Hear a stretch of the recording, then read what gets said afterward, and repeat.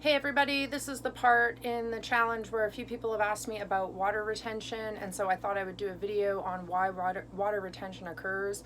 It's also called edema, and typically it happens when we travel, maybe when we get our periods, or if people are pregnant, also from a lack of activity, so total inactivity.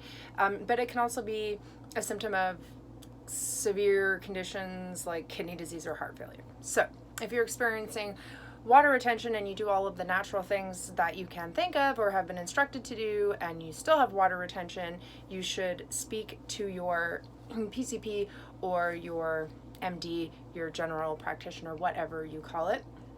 But in the case where swelling is mild and there's really no underlying condition, you can reduce water retention with a few different tricks, and this is kind of what we're doing on this depuff week. So by reducing water retention, we're also inadvertently or purposefully reducing the stress on our bodies, and that's something that also allows our minds to benefit from.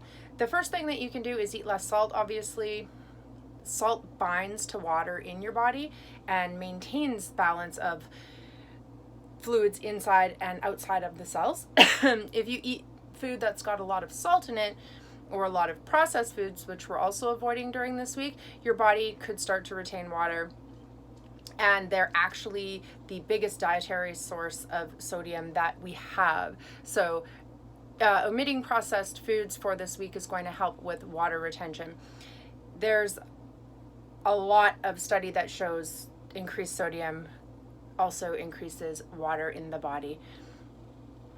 Also, I put in the couple of days ago on Monday some supplements that I'm taking. One of them that helps reduce water retention is magnesium. It's a super important mineral, and it has hundreds and hundreds and hundreds of enzymatic reactions that help your body function. So increasing your magnesium because of the enzymatic reactions may also reduce your water retention. There are studies done that about 200 milligrams of magnesium a day would reduce PMS symptoms in women and water retention in women. So if you're not taking a supplement, then you can increase natural foods in your diet, and those foods might be nuts, grains, and even dark chocolate, vegan chocolate, it's like the 80 or 70% cacao if you find it in the store. Make sure you flip it over and it's not cocoa, it's cacao, it's just chocolate. There's no dairy in it, no extra sugar in it, just dark chocolate. Leafy green vegetables, which we're also incorporating into this depuff de-stress challenge. And again, you can take a magnesium supplement at a local drugstore, from your pharmacist, from your doctor, whatever they're going to recommend, but make sure it's a high quality vitamin. The next one is increasing your B6 intake, and we've already addressed this as well in the supplementation that I covered on Monday. B6 is really important for the formation of red blood cells and a lot of other functions in the body, and it's been shown in studies, again, to reduce water retention primarily in the studies that they've done with women who are experiencing PMS, but also for men as well. So foods rich in B6, if you're not going to take a B complex or a B6 by itself, are bananas, potatoes, walnuts. And so you've seen this week I've used both potatoes and walnuts in the depuff de-stress protocol. You can get supplements as well, but again, make sure they're of a high quality. I had recommended Mega Foods brand and Deva as two of them, and then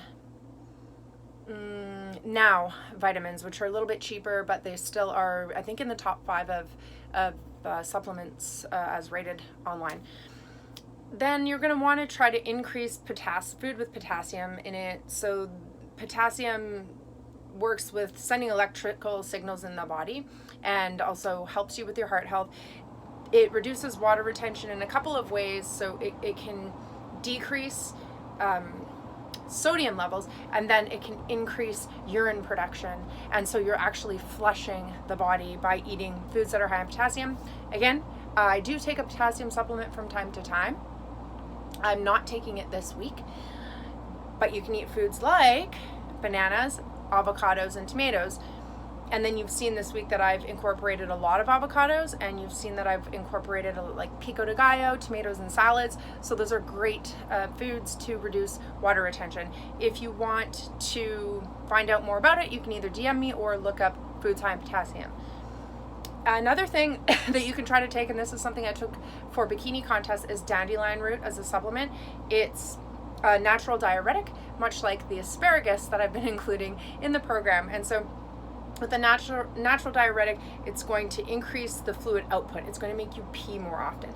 And so it's an effective diuretic, essentially. And once you pee out vitamins and minerals, and that's the best way to flush your body.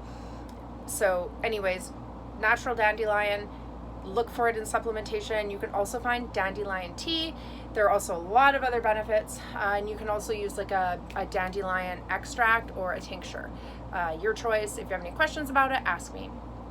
And then what is essential to this depuff de-stress challenge is avoiding refined carbohydrates, which we are doing. So refined carbohydrates spike your blood sugar and insulin levels. And high insulin levels can cause your body to retain more sodium in your kidneys, which increases the fluid volume outside of your body. So that's processed sugars, processed grains, like table sugar and white flour. We're avoiding those this week. Depuff de-stress. Other ways outside of your food and your supplementation to reduce, well, including some herbs, but food and supplementation removed, what you're going to want to try to do is move around. And on the 7-day challenge, we're moving. We have a program every day that we're following.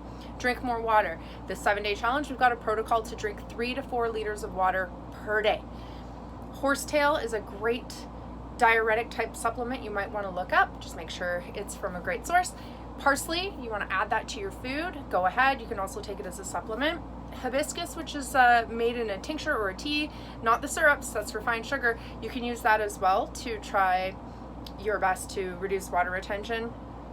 And then there's nettle, and of course cranberry juice, and cranberry juice unsweetened, not your ocean spray kind.